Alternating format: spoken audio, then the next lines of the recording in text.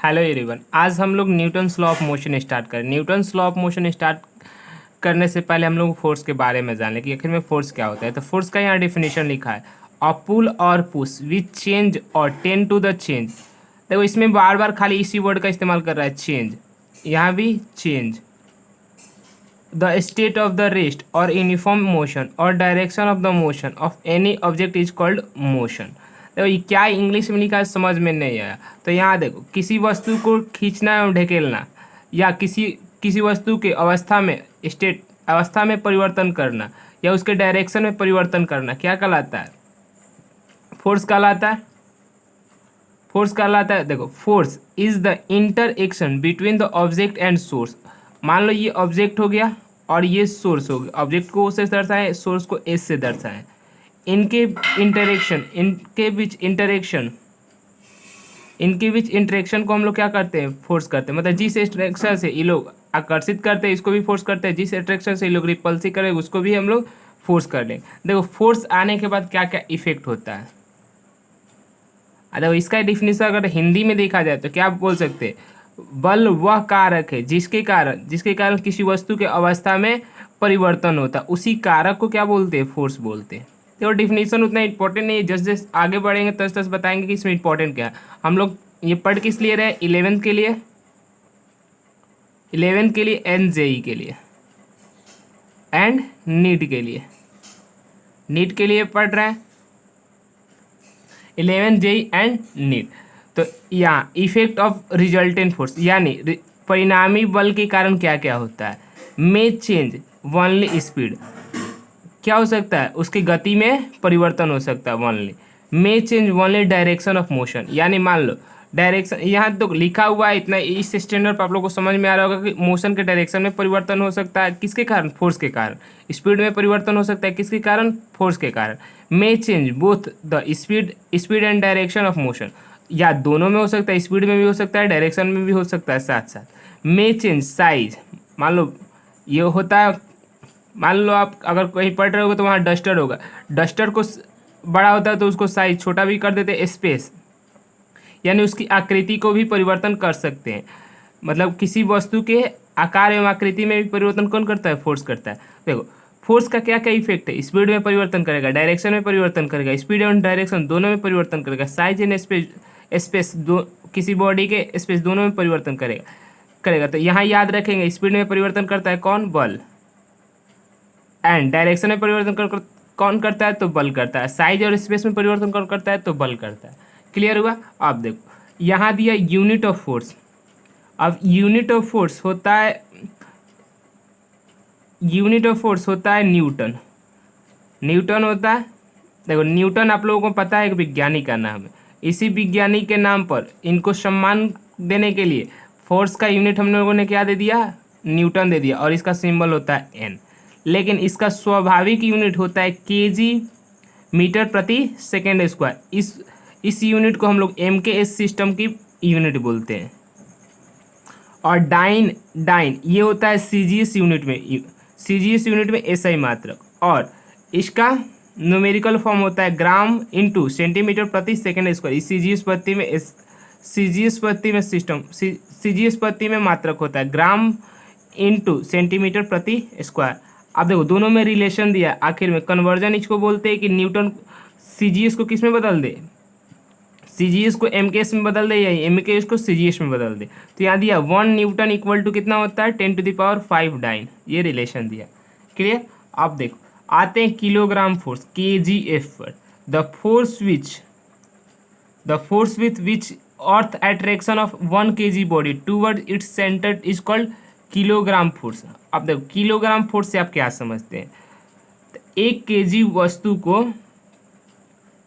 वस्तु को पृथ्वी अपने और जिस बल से अपने 1 किलो वस्तु को पृथ्वी अपने सेंटर की ओर जिस बल से खींचती है उसी को हम लोग बोलते हैं किलोग्राम फोर्स। 10 तो किलोग्राम फोर्स इक्वल टू क्या हो जाएगा? फोर्स इन न्यूटन में होगा, प्रति ग्राम होगा। यहाँ भी बोल सकते हो, 1000 ग्राम को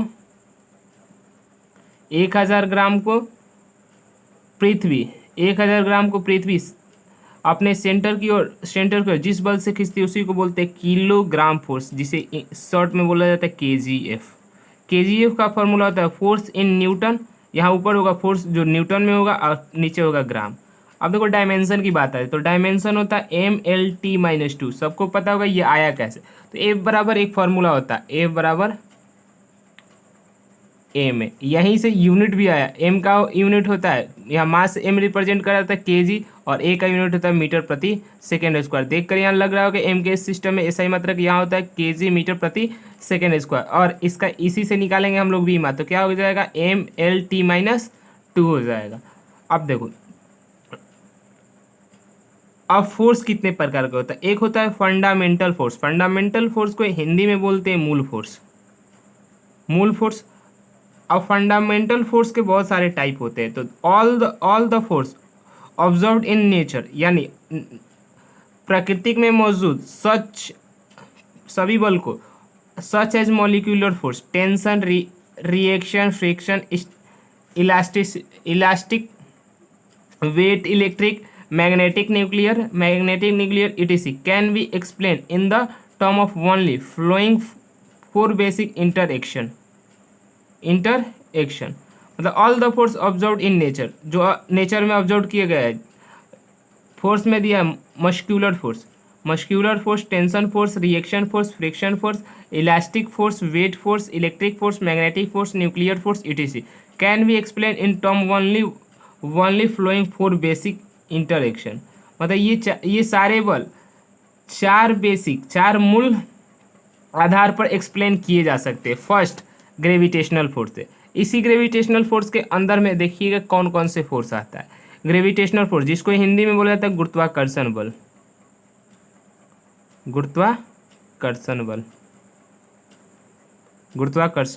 देखो हिंदी इसलिए इंपॉर्टेंट है, कुछ छात्र हिंदी में भी देखते हो इसलिए हिंदी लिखना जरूरी होता है। और यहाँ हम तो बोल ही रहे हैं हिंदी में, तो यहाँ अगर प्योरली पूछा जाए तो कौन से मीडियम को पढ़ाई हो रहा है, तो यहाँ इंग्लिश लिखा है, लेकिन हिंदी मीडियम के स्टूडेंट को ही प्रीफर किया जा रहा है, क्योंकि हम लोग जानते हैं कि हम लोग मूल रूप से हिंदी पढ़ें और इंग्लिश में अगर ट्रांसफ़र होते हैं तो दिक्कत आती है, इसलिए इंग्लिश को देखकर हिंदी समझेंगे। इसलिए इस ऐसे करने से बहुत सारा सुविधा होगा कि हम लोग को सारा का सारा मीनिंग जान जाए, क्योंकि आखिर इंग्लिश का हिंदी क्या होता है, और हिंदी से इंग्लिश सीखेंगे तो वहाँ दिक्कत आता है, लेकिन इंग्लिश से हिंदी जल्दी सीख सकते हैं। मतलब ग्रेविटेशनल फोर्स किसे कहते हैं, the force of interaction which exist between two particle of mass m1 and m2 due to their mass is called gravitational force. यानी m1 और m2 के दो मास है, इनके बीच जो फोर्स लगता है उसी को हम लोग ग्रेविटेशनल फोर्स कहते हैं। ग्रेविटेशनल फोर्स का फॉर्मूला ये होता है, देखो सदिश रूप में, इस सदिश रूप में फॉर्मूला दिया है A बराबर -g m1 m2 by r cube into r vector, ये सदिश रूप में दिया है। और आर को यहाँ बोलते हैं position vector of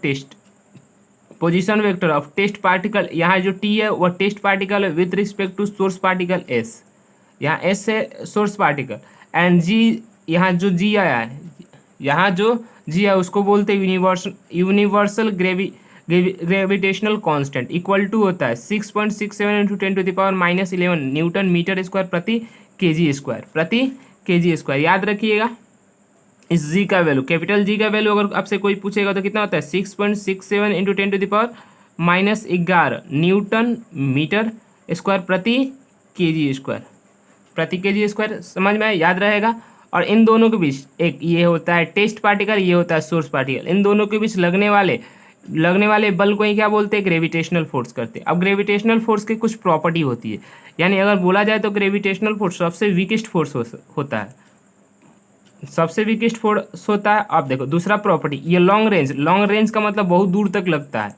long range force है act between any two particle situated any distance in the universe में, मान लो ब्रह्मांड में उपस्थित दो पार्टिकलों के बीच हमेशा ग्रेविटेशनल फोर्स लगता है। It is independence of the nature of the medium between particle, प्रकृतिक में उपस्थित किसी मीडियम पर यह डिपेंड नहीं करते, यह स्वतंत्र होता है। मान लो बीच में कोई भी हवा हो, इसको कोई प्रभाव नहीं देगा, दोनों के बीच हमेशा बल समान होगा। तो यहाँ लिखा भी है इट इज इंडिपेंडेंट, यानी इंडिपेंडेंट का मतलब होता है स्वतंत्र, of the nature of the medium between the particle, मतलब दो पार्टिकल के बीच कोई भी मीडियम अगर उपस्थित है तो उसे यह स्वतंत्र होगा, हमेशा बल कांस्टेंट होगा, सेम ही होगा। अब आते हैं नेक्स्ट में एन, देखो यहाँ एक चित्र बना है, यहाँ एक चित्र यहाँ शायद दिख रहा होगा, हम नहीं देखे, यहाँ दिख रहा होगा, देखो फिर से बोल देते हैं। ग्रेविटेशनल फोर्स वीकेस्ट फोर्स होता है, यह लॉन्ग रेंज के लिए लगता है, यह इंडिपेंडेंट होता है किसी भी मीडियम के लिए, मतलब नेचर में उपस्थित किसी भी मीडियम के लिए इंडिपेंडेंट होता है। यहाँ लिखा भी it is independent of the nature of medium between the particles. अब देखो यहाँ एक चित्र बना, एक यहाँ एक पेड़ है और यहाँ पेड़ से एक एप्पल नीचे अर्थ पर गिर रहा है। देखिए यहाँ क्या लिखा है, और एप्पल इज फ्रीली फॉल, मतलब फ्रीली मतलब कोई इसको रोकने वाला नहीं, ऑटोमेटिक गिर रहा। An apple is freely falling as shown in a figure, जैसा फिगर में दिख रहा है। When it is at a height a, मतलब पृथ्वी से हाइट कितना है, एच है। Force between earth and apple, मतलब अर्थ एंड एप्पल के बीच फोर्स निकाले, इज गिवन बाय, क्या लिख सकते हैं, एफ बराबर जी। एम ई का मतलब होता है मास ऑफ अर्थ और छोटा एम का मतलब होता है mass of Apple, mass of Apple. अब देखो यहाँ से डिस्टेंस कितना हो गया, आर ई का मतलब होता है radius of earth, radius of अर्थ, और हाइट का मतलब क्या हो गया, अर्थ से जितनी हाइट है एच, तो दोनों को प्लस करेंगे तो टोटल डिस्टेंस आ जाएगा। देखो डिस्टेंस का मतलब क्या होता है, यहाँ एक एप्पल है और यहाँ एक पृथ्वी है, और दूरी कहाँ से, इसके सेंटर और इसके सेंटर, तो यहाँ से इसके बीच, यहाँ पृथ्वी के सतह पर इसके बीच कितनी दूरी है, आर ई है, और इसके बीच यहाँ कितनी दूरी थी, एच है, तो टोटल दूरी कितनी होगी, आर ई प्लस एच, तो टोटल दूरी दिया ही आर ई प्लस एच, और आर ई क्या है, आर ई है radius of earth, m e क्या है, मास ऑफ अर्थ लिखा भी है, एम ई है मास ऑफ अर्थ, आर ई है रेडियस ऑफ अर्थ, समझ में आया। It is act toward earth of centre, और ये एक्ट किधर करता है, एक्ट का मतलब प्रदर्शित किधर करता है, अर्थ के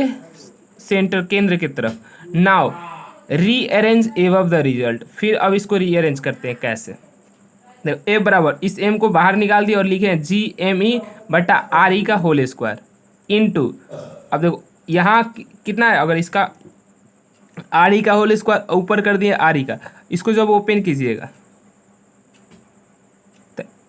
देखो इसको रीअरेंज किए, इसी को थोड़ा विस्तृत रूप में, जी यहाँ है, एम ई यहाँ है, आर स्क्वायर यहाँ, अब इसका स्क्वायर करोगे तो ऊपर भी आर स्क्वायर हो जाएगा, दोनों कैंसिल हो जाएगा, नीचे जैसा था वैसा आ जाएगा। अब यहाँ फिर से एम यहाँ है और जी कौन सा बनेगा, तो इस फॉर्मूले को आप लोगों को पता है, यहाँ भी दिया भी है, एक रिलेशन होता है, अब याद रखिएगा बाद में मिलेगा, ग्रेविटेशनल में मिलेगा कि जी बराबर होता है g mass of earth into R E का स्क्वायर, रेडियस ऑफ अर्थ का स्क्वायर इक्वल टू होता है जी, तो एम जी बराबर रेडियस ऑफ अर्थ का square, radius of earth plus H का whole square, radius of earth बटा radius of earth plus H का होल स्क्वायर किसके इक्वल होता है, एफ के इक्वल होता है। ये देखो ये जो फॉर्मूला आया है रीअरेंजिंग से आया है, ये जो रिजल्ट आया रीअरेंज करने के बाद आया, इसमें देखो रीअरेंज क्यों किया गया, कुछ शर्तें लगाने के लिए। यहाँ बोला है एच लेसर है किससे, आर ई से, तो सो हम लोग मान लेंगे एच इक्वल टू 0, तो यहाँ देखो आर ई का मान हो जाएगा, अब देखो एच छोटा है तो लगभग 1 के इक्वल हो जाएगा, आर ई अगर छोटा होगा तो हम लोग 0 के इक्वल मान सकते हैं, तो आर ई बटा आर ई इक्वल टू कितना हो जाएगा, 1 के हो जाएगा, लेकिन बोला भी 1 अप्रॉक्स 1 होगा, तो यहाँ से फॉर्मूला क्या निकल कर आएगा, एफ बराबर एम जी निकल गया। इस फॉर्मूले को हम लोग गति के नियम से भी निकालेंगे, सेकंड नियम से भी निकालेंगे, यहाँ देख लीजिए एफ बराबर एम जी। फिर आता है this is the force exert by earth on any particle, मतलब यह फोर्स एग्जर्ट करता अर्थ की एनी पार्टिकल, अर्थ पर मौजूद any particle of the mass am near the earth surface, मतलब अर्थ के सरफेस पे मौजूद एम द्रव्यमान की वस्तु पर यह फोर्स हमेशा लगता है। द वैल्यू ऑफ जी, यहाँ इसमें से जी जो वैल्यू है उसका मान होता है 9.8 याद रखिएगा, और ये एक्सेलरेशन होता है मीटर प्रति सेकेंड स्क्वायर, तो इसका यूनिट दिया है मीटर प्रति, कभी कभी अप्रॉक्स को कितना मानते हैं 10 मान लेंगे, 10 मीटर प्रति सेकेंड स्क्वायर, और इसको बोलते हैं हम लोग, ये अप्रॉक्स किसके इक्वल होता है, पाई स्क्वायर प्रति मीटर स्क्वायर। देखो पाई का वैल्यू आप लोगों को पता है कितना होता है, 3.14 का स्क्वायर कीजिएगा तो कितना आ जाएगा, लगभग 10 के इक्वल आ सकता है, या 9.8 के इक्वल आ सकता है। तो पाई का स्क्वायर देखो रिप्रेजेंट करने का तरीका है कि जी का मान मीटर प्रति सेकंड में कितना होता है, 9, अप्रॉक्स कितना मान लेंगे, 10 मान लेंगे, और इसको अगर पाई में पूछा जाए तो कितना होगा, पाई का स्क्वायर मीटर प्रति सेकेंड। और फीट में पूछा जाए तो फीट में कितना होगा, 32 फीट प्रति second square. It is also called acceleration due to gravity. इसको क्या कहा जाता है, एक्सीलरेशन यानी त्वरण, गुरुत्व के कारण त्वरण। इसको क्या कहा जाता है, गुरुत्व के कारण, acceleration due to gravity near the surface of earth, surface के नज़दीक गुरुत्व का त्वरण। अब देखो, अब दूसरा फोर्स हम लोग का स्टार्ट होता है इलेक्ट्रोमैग्नेटिक फोर्स। इलेक्ट्रो यानी विद्युत, मैग्नेटिक यानी चुंबक फोर्स, विद्युत चुंबकीय बल, विद्युत चुंबकीय बल, विद्युत चुंबकीय बल। तो देखो विद्युत चुंबकीय बल को क्या बोलते हैं, force exert by one particle on the other because, force exert by one particle on the other because of electric charge on the particle is called electromagnetic force. देखो इलेक्ट्रोमैग्नेटिक फोर्स किसे बोलते हैं, फिर फोर्स एक्सर्ट करेगा one particle of the other because of the electric charge of particle is called electromagnetic force. One particle